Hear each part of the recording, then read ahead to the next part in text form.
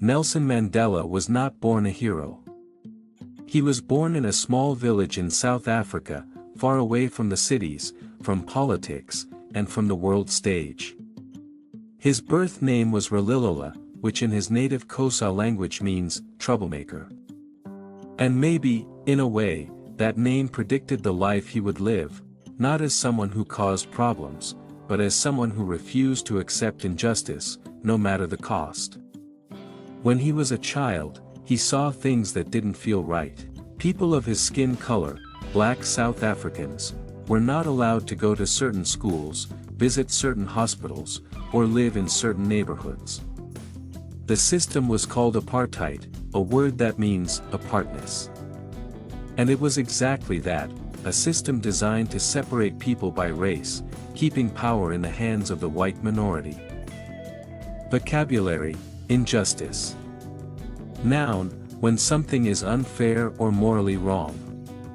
Example: he refused to stay silent in the face of injustice. Young Mandela didn't like what he saw. And as he grew older, he decided not just to complain, but to fight. But not with violence. With law. With speech. With organization. He became a lawyer, one of the first black lawyers in the country. He helped people who couldn't defend themselves. He gave speeches. He led protests. And slowly, he became a symbol of something greater, a voice that people followed when they had lost hope. But the government didn't like this voice. They wanted silence. They arrested him. First once, then again. And finally, in 1962, he was sentenced to life in prison. Vocabulary: sentence, someone, to. Verb phrase: to officially give someone a punishment in court. Example: he was sentenced to 27 years in prison. Mandela was sent to a place called Robben Island, a small island off the coast. It was cold. Isolated. Full of hard labor and harsh guards. He slept on the floor. He worked in a limestone quarry. He was allowed one visitor a year, for 30 minutes. But Mandela didn't break. He read. He studied. He taught the other prisoners. He wrote letters. And more than anything, he waited, not in anger, but in patience. Vocabulary: isolated. Adjective: far away from other people or things, alone. Example: the prison was isolated on a small island. He spent 27 years in prison. That's nearly 3 decades. Imagine, no internet, no phone, no outside world. Just your thoughts and your beliefs. But something strange happened while Mandela was behind bars. The world began to change. Outside the prison, protests grew. People around the world started demanding freedom for Mandela. His name became a symbol, not just in South Africa, but everywhere, of courage, peace, and strength. And finally, in 1990, they let him go. He walked out of the prison gates not with revenge in his heart, but with forgiveness. Vocabulary: forgiveness. Noun: the act of letting go of anger or blame. Example: he chose forgiveness instead of hate. Many people expected Mandela to be angry, to call for war or punishment. But he didn't. He spoke about unity. About building a country where all races could live together in peace.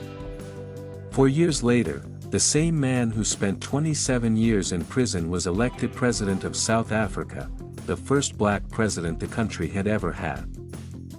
Vocabulary: unity.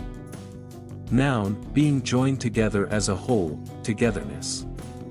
Example: he believed unity was more powerful than revenge. He served 1 term. He didn't try to stay in power. He didn't become a dictator. He simply did what he had always done: serve. Mandela believed that leadership was not about control. It was about compassion. He visited the sick. He comforted the poor. He smiled. He laughed. And wherever he went, people felt like they were in the presence of something rare, not just a politician, but a man who had earned every word he spoke. Vocabulary: compassion. Noun: deep sympathy and desire to help someone who is suffering. Example: her compassion made everyone feel safe and understood. In his later years, Mandela became a global icon.